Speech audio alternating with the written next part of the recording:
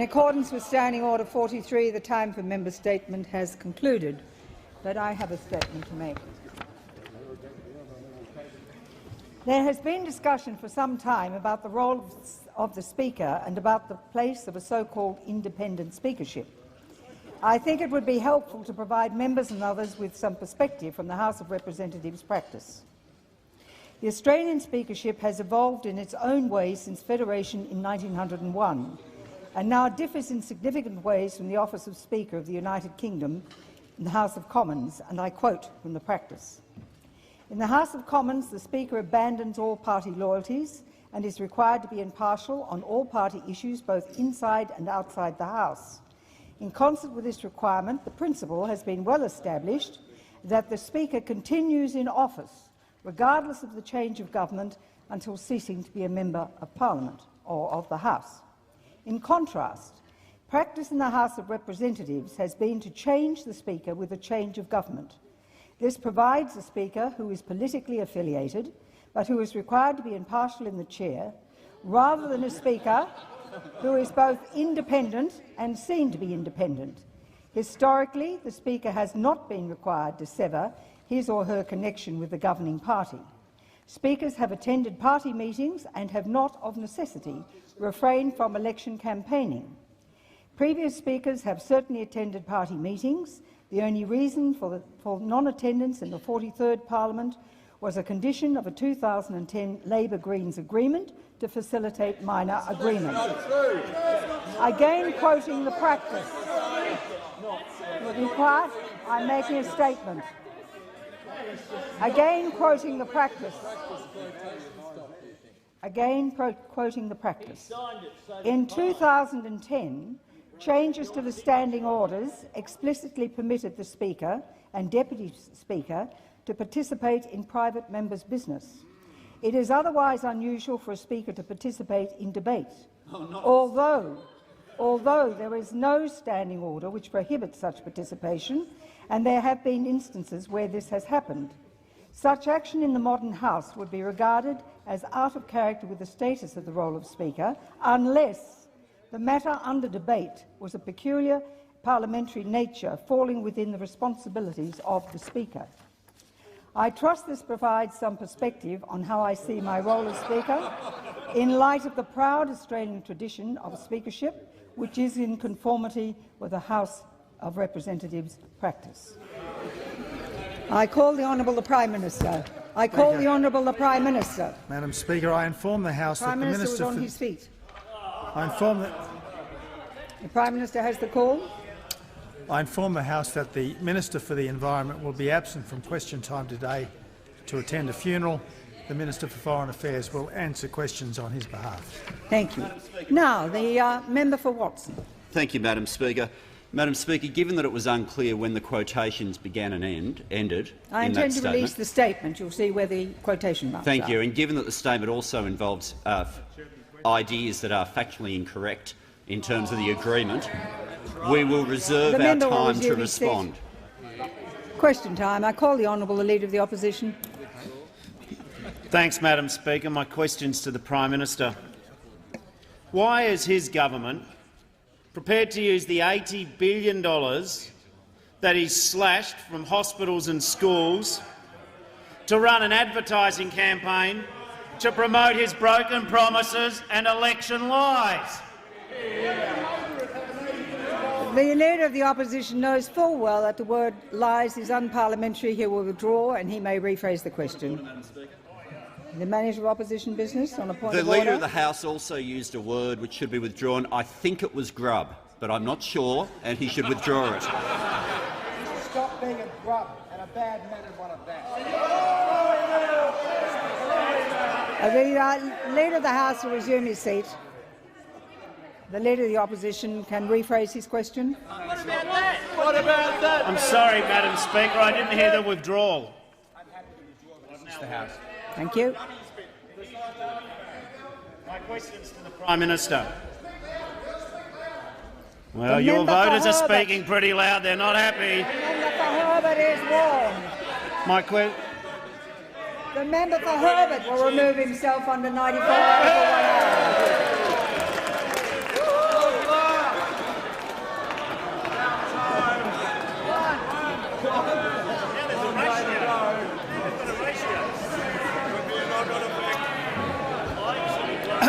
Madam Speaker. We'll have some silence. The Leader of the Opposition is rephrasing his question. I certainly will now. My question is to the Prime Minister. Why is his government prepared to use the $80 billion that he slashed from health and education budgets to the state in order to promote an advertising campaign to promote his broken promises and election fairy tales? I call the Honourable Prime Minister. Well, Madam Speaker, there are three false statements there. First of all, Madam Speaker, this is the budget that Australia needs right now to face the Labor deficit and to face a certain amount of excitement from members opposite, because members opposite didn't think the budget needed to be brought back under control, because none other than the Leader of the Opposition said he likes to talk about advertising. Well, here's a bit of false advertising that the Leader of the Opposition put out. He claimed in a dodger distributed to his electorate that the budget was— The Prime Minister will resume his seat. I have already said that those placards are not to be used. If you wish to act in the defiance of the chair in that way, and I would ask the Manager of Opposition Business to ask his members to abide by the ruling. On your point of order? I also ask if the same rule will apply to the Prime Minister, who's waving a document around on this side. The Leader of the House will resume his seat. Should the Prime Minister again wave it around, he will be asked to desist from that action. But I would ask you to inform your members to comply with the ruling. Good. The Prime Minister has the call. Well, Madam Speaker, the Leader of the Opposition claimed back in 2012 that the budget was back in surplus. Back in surplus. On time. Thank you, Madam Speaker. My question is to the Treasurer. Treasurer, a senior Liberal has described the budget, and I quote, as a stinking carcass hanging around the government's neck. Why are the Prime Minister and the Treasurer taking money from schools and hospitals, taxpayers' money, to promote their stinking carcass of a budget? I call.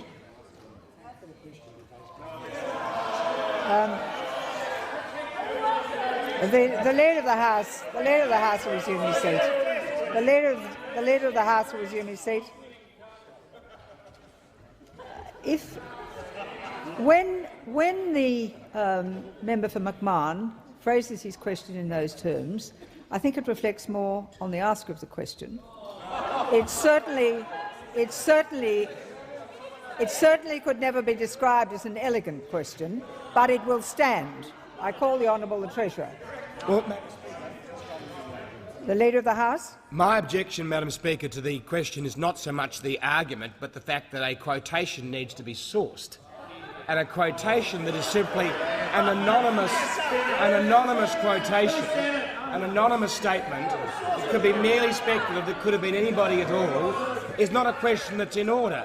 And the opposition has a myriad opportunities to find quotations that could be in order. That one is not. I think it's a moot point. I'm going to allow the question to stand. I call the Honourable the Treasurer. Well, I thank the honourable member for McMahon for the question. And if he is concerned about a stinking carcass, he only needs to look in front of him at the Leader of the Opposition. And why so? Because it is the Leader of the Opposition. It is the Leader of the Opposition who is the custodian of the legacy. The Honourable the Treasurer will resume his seat. Member for Watson. There is a difference understanding orders between using that language with respect to a budget and using it with respect to another member of the House, and in that way it should be withdrawn. There is no point of order. I call the Honourable the Treasurer. Well, I think It is the same moot point. I allowed the question to stand. There is no point of order. I would ask. Stop. I would ask the Treasurer. I would ask the Honourable the Treasurer, when he used that expression, was he in fact reflecting on another Member of Parliament? If he was, I he will kindly withdraw. I withdraw. And it's not terribly dignified at all, is it? But of course they asked the question, and it was a former Labor Prime Minister I'm sorry, what are you saying? The Honourable Leader of the Opposition will desist. You're all right? The Honourable Member Leader of the Opposition will desist. Will desist. It's a bit tough for you. I warn the Honourable Leader of the Opposition. I couldn't hear what you said over Joe's interrupting you. Well, I'll repeat it. You will desist. The Treasurer has the call. Thank you. And it's not terribly edifying, but it was a former Labor Prime Minister that stood at this very dispatch box and used that term. And it's now the current Labor Party that chooses to repeat that term again. Now, I would say to you, I'll tell you why.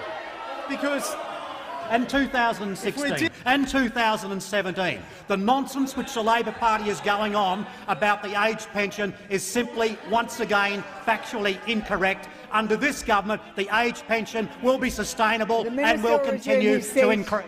The Minister will resume his seat. The member for Jagga on a point of order. Point of order, Madam Speaker, on relevance. Why are you taking $450 million? The member will resume her seat. There is no point of order. The Leader of the House. Madam Speaker, I would point out that the member for Jagga is a serial offender in coming to the dispatch box and pretending to take a point of order and then just shouting, in fact shrieking really quite unpleasantly across the chamber of the government. I'd ask you to draw her to order. I do think, before I call the member for Kennedy, I would simply say, that those who are watching Question Time, those who are in the gallery, are trying to listen to the questions and the answers, and we have nothing but a cacophony of noise. And I would ask for silence that we may hear the splendid words of the member for Kennedy, and that whoever he is going to direct his question to is given silence in which to answer. The member for Kennedy. Madam Speaker, I seek some clarification before asking this question. Am I, please, you've heard the Speaker, would you shut up and listen? The member for Kennedy will withdraw that from parliamentary. I'd withdraw it. Madam Speaker, am I permitted to address... Thank you, Madam Speaker, and my question again is to the Prime Minister, and I refer to his government's $3.5 billion so-called price signal to deter Australians from visiting their GP and using pathology and medical imaging services. Does the Prime Minister know how many pap smears and prostate examinations will be avoided because the government's GP tax discourages patients from seeing their doctor? The Prime Minister. I call the Honourable the Prime Minister. Madam Speaker, it is very important that we make Medicare sustainable for the long term. That's what we are trying to do. It is very important that we make Medicare sustainable for the long term, and what this government will not do is do what members opposite have done for far too long and pretend that we can continue to borrow at unsustainable rates to provide services that simply cannot be afforded. Prime Minister will resume his seat. The member for Ballarat. So it's a very simple question. How many pap smears and prostate examinations?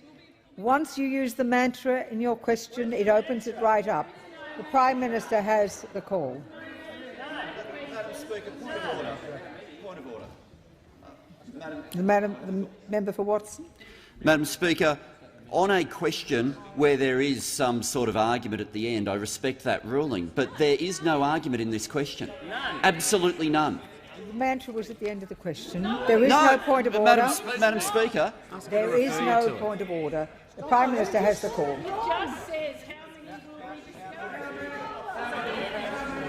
Madam Prime Minister has the call.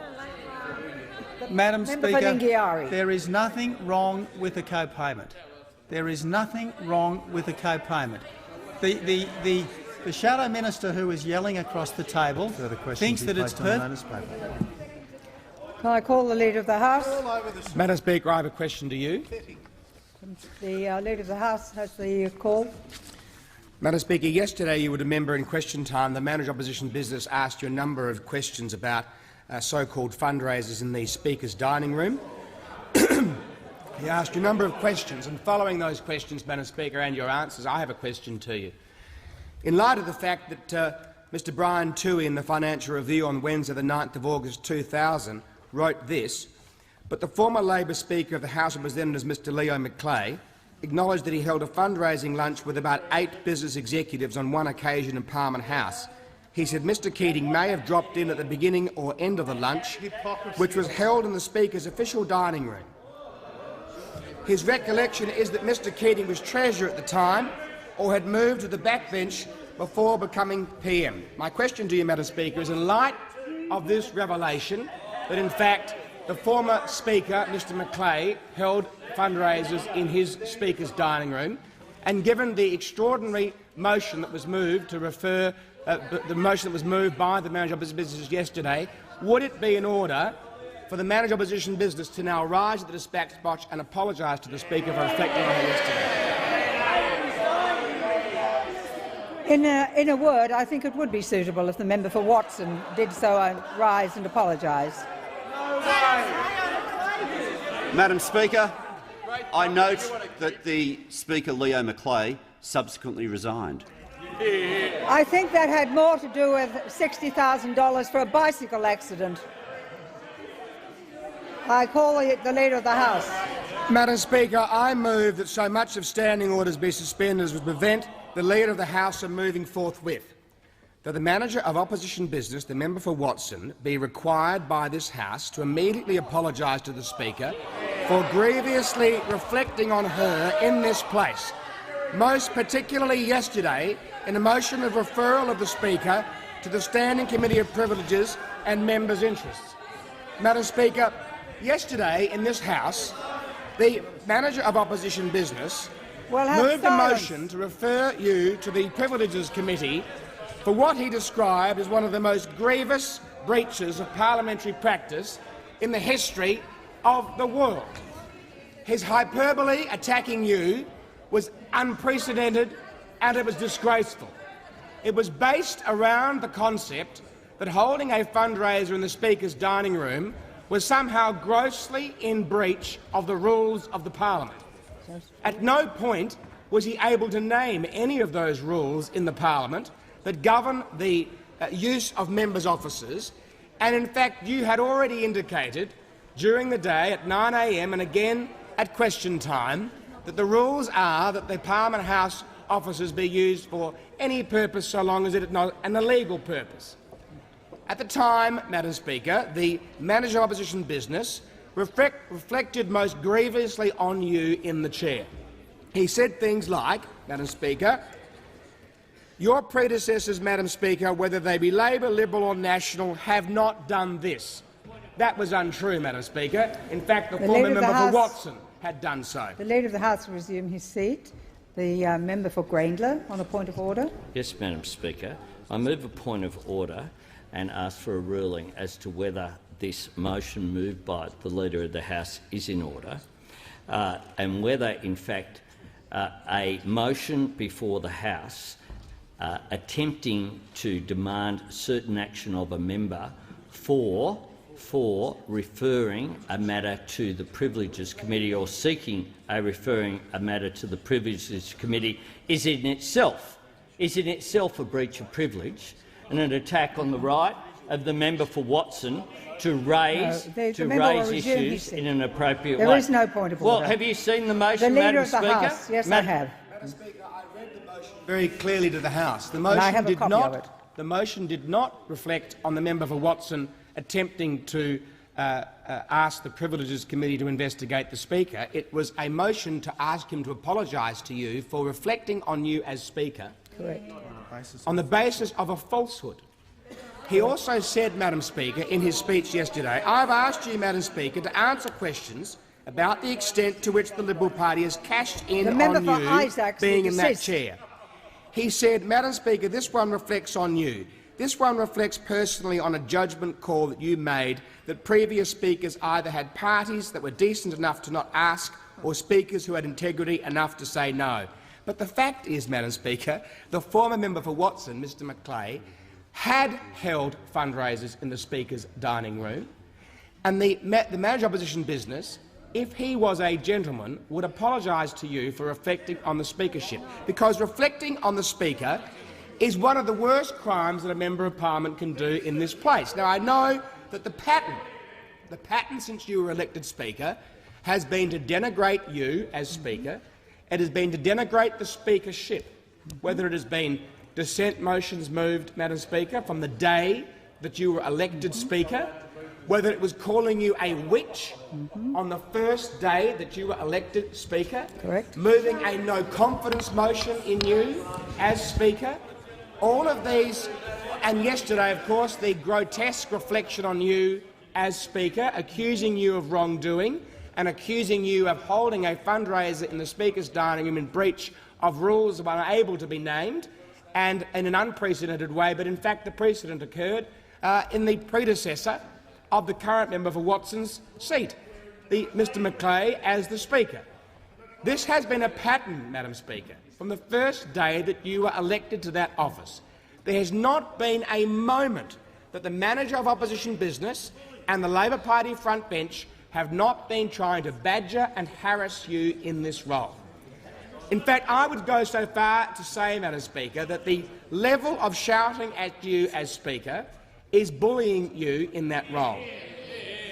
And therefore, Madam Speaker, I do move this motion, and it is a very serious motion. It is a motion to require the manager of opposition business to do what he should have done as soon as I pointed out in my question to you at the end of question time that the basis of his motion attacking you yesterday was completely wrong and based on a falsehood. Now, perhaps his staff should have done better research.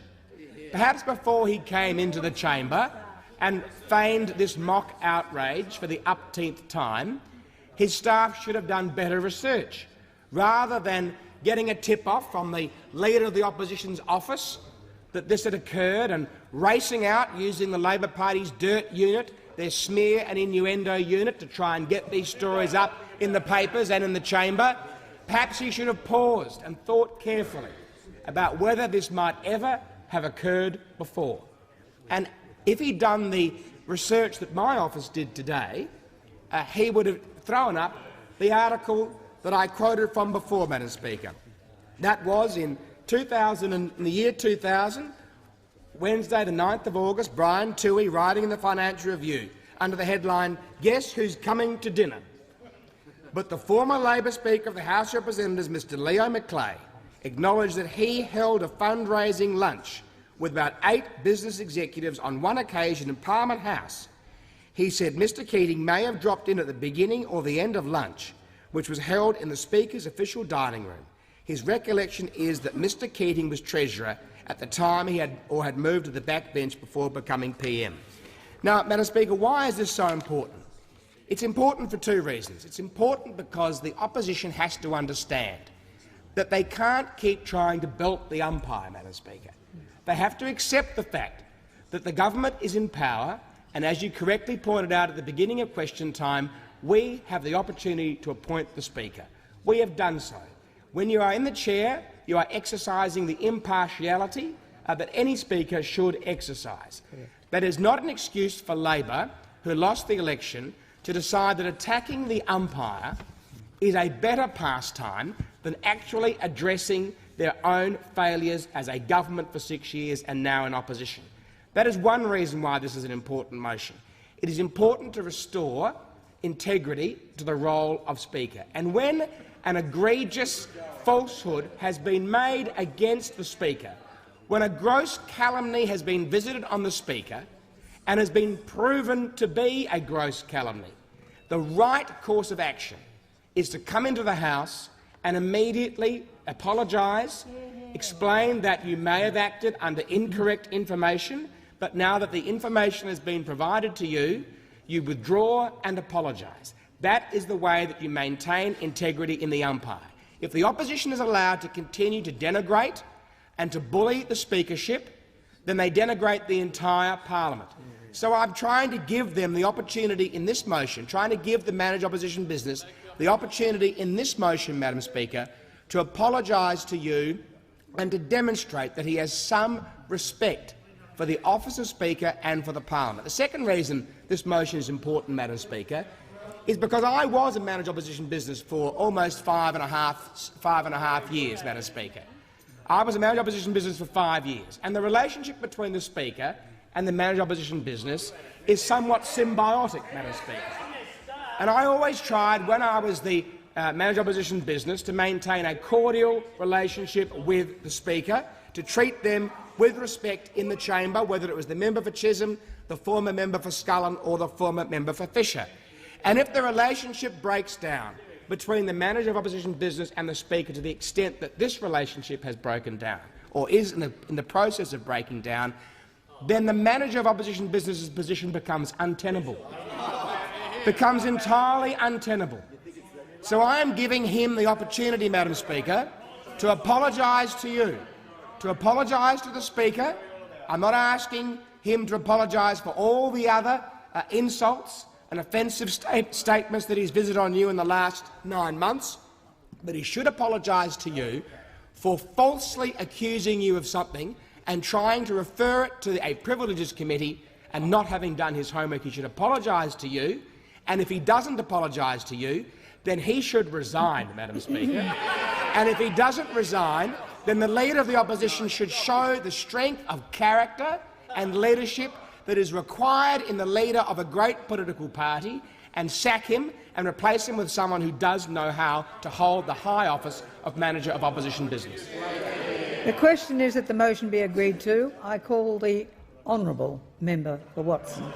Thank you very much, Madam Speaker. If ever there was an example of overreach and a government behaving as though they're in opposition, it's what we're seeing right now. It's what we're seeing right now. And sorry, don't expect me to get really angry about a stunt like this. This is silly from the Leader of the House, really silly. Now, Madam Speaker, a large number of things were said yesterday. If one of those details, the Leader of the House hasn't been willing to give me a copy of this in advance, if one of the details, and one of the details it's referred to is whether this happened under Leo Macleay, then if that occurred and if that detail is true, he's given me no evidence he's allowed me to read, then I'm sorry that that particular statement was made. Of course I am. Of course I'm willing to say I'm sorry for that particular statement if it's inaccurate. Of course I am. But for the Leader of the House to wait till the end of question time and then say, oh, here's the gotcha moment, read it out, not provide the material across the chamber and not acknowledge the critical point. The then opposition, following that, called for the resignation of Leo Macleay. And ultimately, $60,000 for a bicycle accident. And ultimately, he did. He did retire. He did stand down from that role. Madam Speaker, what we see here is something that you almost never see from a government. You see, there's a reason, Madam Speaker, why governments don't normally move suspension of standing orders to debate a political issue of the day. And the reason, complex as it is because normally they're governing. Normally, on that side of the chamber, they've got government business to get through. Normally, on that side of the chamber, they've got a budget that they're proud of. Normally, on that side of the chamber, they actually want to talk about their own agenda.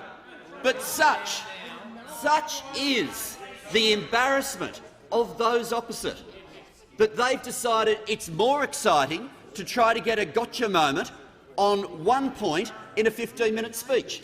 Now, as I said earlier, Madam Speaker, if that detail was wrong, then I apologise for that. But it was only one of the many issues that I referred to. And what I don't resolve from for 1 minute is that this issue should have been referred to the Privileges Committee. What I don't resolve for 1 minute is, Madam Speaker, you should have done what other speakers would do, and that was actually reflect on the issue, get advice from the clerks, and then report back to the House. And it was completely open to you, Madam Speaker, in that resolution yesterday, at that opportunity yesterday, had you reflected on it, to come back, even if the clerks had said that they didn't believe there was a matter of privilege, to say, given it referred to yourself, you'd give it to the committee anyway, they'd do a quick inquiry and report back. All of that. I've said it 3 times. Calm down over there. Calm down. Someone explain it to him. But what no observer of this chamber should apologise for is the claim that this Speaker is biased. What no person in the chamber should ever apologise for is that this is stating that this is a government without an agenda. I mean, look at them at the moment. We've got all these ministers who are meant to be in charge of things, who are actually meant to be governing, who are hanging around for the debate, who are hanging around because they think it's fun. why do we think their entire backbenchers stayed here for my speech? They're not ringing their local radio stations to talk about the budget. They're not actually getting out in their electorates to talk about anything that the government's doing. It's much safer for them, Madam Speaker, to be in here, because then they don't have to talk about the cuts to schools, they don't have to talk cuts to education, they don't have to talk about anything on the government's agenda. But, Madam Speaker, I do respect during debate, and I just saw it from you then. As I speak, you give that slight shake of your head, and when government ministers speak, you give them the constant nod. The subtle rallying is something that has characterised your speakership. But, Madam Speaker, if the words of this resolution before the parliament are serious, given what I've said in this speech, the Leader of the House will withdraw the resolution, because what he's requesting here has already been done. And it's been done in the course of this speech. And it's been done repeatedly in the course of this speech. If he's just playing politics, this resolution will go to the vote. And, Madam Speaker, let me make clear, having said if a fact was incorrect, then I'm sorry that that occurred. Having said that a number of times during this speech, don't think that I'm going to say it again because the Leader of the House uses his numbers in this House. And if that means you name me straight after this vote, then so be it, Madam Speaker. If that's what this House has come to, then so be it, Madam Speaker. Because I'm not going to be in a situation where a government uses its majority to demand members of parliament to make particular statements. I'm not going to be in a situation, Madam Speaker, and sure, there are some parliaments in the world where this happens. North Korea probably does stuff like this. There's some parliaments in the world where they think, oh, we've got a majority, let's make someone say something that they don't want to say. These are the same people who in 18C on the Racial Discrimination Act talk about freedom of speech. That's right. They talk about freedom of speech, and, Madam Speaker, for a whole week, whenever we raised a point, you said, oh, this is the week of freedom of speech. Well, what's today? What's today where we've got the Leader of the House moving a resolution to demand that particular words be said by a member of parliament? What's happened to Australian democracy if the parliament is such that elected members of parliament get told what to say by Christopher Pyne? What has the parliament come to, Madam Speaker? What sort of democracy or freedom of speech credentials can those opposite claim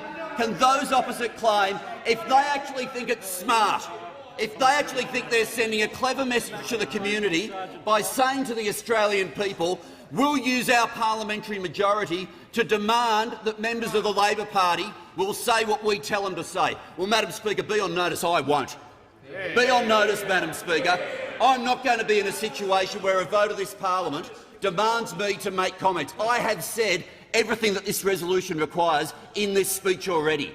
All those words have been said. If they continue with this resolution, don't forget what this parliament has become.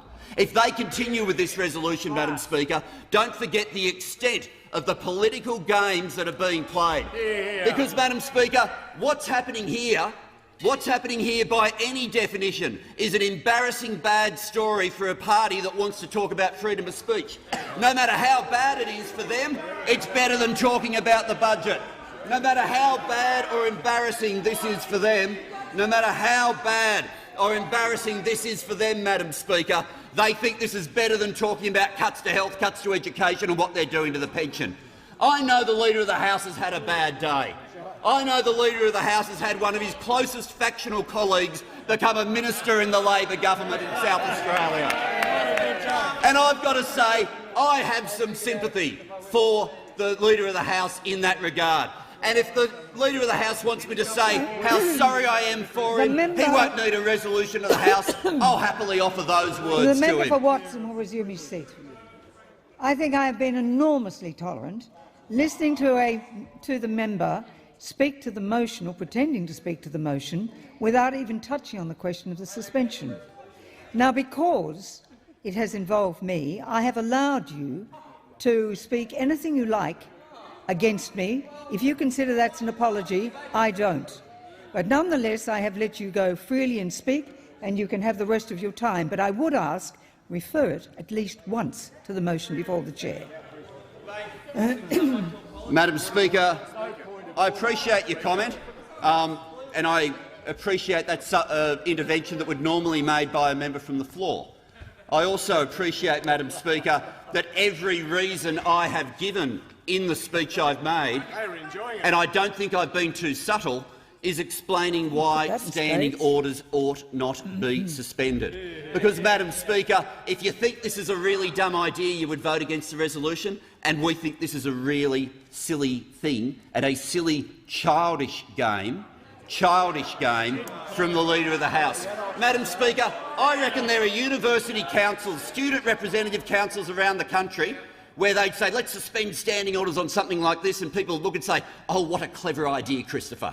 I'm sure there are places where that would be the view. But, Madam Speaker, let's take this all the way back to what's actually happening in the parliament right now.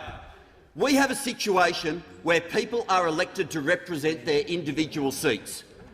Those who form the majority are being told by the Leader of the House to vote to demand that a member of parliament make a particular statement.